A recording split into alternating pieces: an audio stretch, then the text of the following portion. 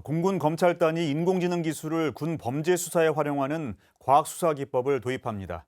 자세한 이야기 나눠보겠습니다. 김영훈 공군 검찰단장 나오셨습니다. 안녕하십니까?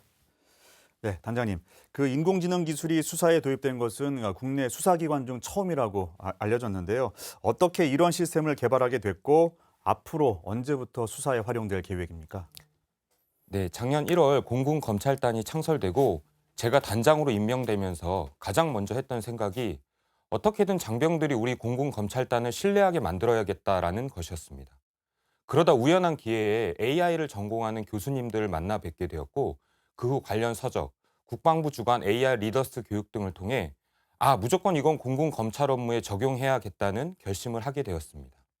국내 최초라는 타이틀에 대한 부담감, 개발 가능성에 대한 주의의 우려 등이 없지 않았지만 공군 정보체계관리단, 미래기획센터의 적극적인 관심과 지원 덕분에 시스템 개발 업무를 시작하게 되었습니다. 현재 예상으로는 올해 안으로 시스템 개발을 마치고 내년 상반기에 시범 운영을 시작할 계획입니다. 네, 그 예를 들면 어떤 식으로 수사에 활용됩니까? 음주운전처럼 그 단순하고 정형화된 사건에는 활용도가 좀 더 높다고 들었는데요. 네. 네, 맞습니다. 현재 과학기술로 AI가 군 검사를 완전히 대체할 수는 없기 때문에 군 검사가 사건을 처리할 때 AI가 이를 확인, 점검하는 일종의 지원자의 역할을 수행할 것입니다.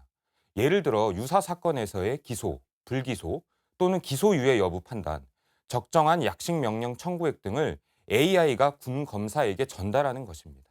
이렇게 군 검사의 결정을 AI가 지원하는 것 말고도 음주운전과 같이 조사 내용이 비교적 단순하고 정형화되어 있는 사건에서 AI를 통해 조사를 진행하는 시스템도 개발을 추진하고 있습니다. 또한 수사라는 것이 법률에 따른 엄격한 절차를 필요로 하기 때문에 이러한 시스템을 도입하면서 법령 개정이 필요한지에 대해서도 면밀히 검토할 것입니다. 네. 그 사실 공군 검찰단은 그동안 혁신적이고 그리고 선진적인 수사 시스템을 많이 도입해 왔죠.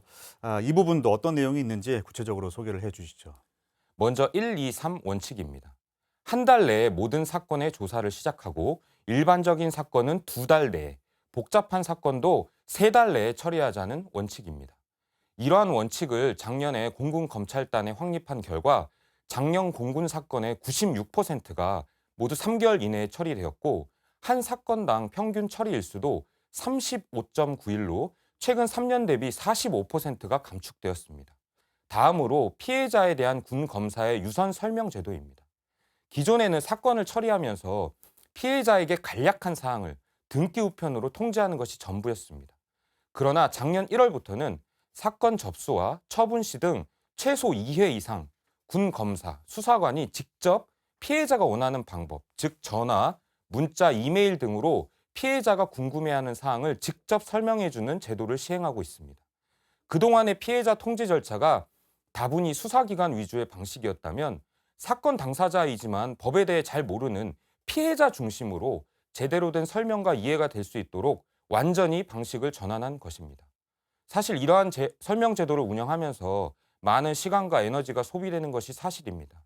하지만 어느 한 분의 피해자도 소외당하거나 억울함이 없도록 최선을 다해 이 제도를 지속 운영할 계획입니다. 네. 그 최첨단 과학기술이 접목된 과학수사 기법 앞으로 기대가 모아지고 있는데요. 앞으로의 그 향후 목표와 계획도 말씀해 주시죠. 네. 정의를 향한 혁신과 선진, 정예 공군 검찰단이 바로 공군 검찰단의 비전입니다. 변하지 않으면 죽는다는 비장한 각오로 군이라는 울타리에 안주하지 않고 변화하고 또 혁신해서 민간과 경쟁하며 오히려 민간을 선도하는 가장 선진적인 수사기관으로 발전해 나가겠습니다. 더는 특권 의식을 가지고 장병 위에 군림하는 것이 아니라 공군 장병에게 최선의 검찰 서비스를 제공하는 서비스 제공업자의 심리로 장병과 늘 함께하겠습니다. 네, 지금까지 김영은 공군 검찰단장과 함께 이야기 나눴습니다. 오늘 말씀 감사합니다.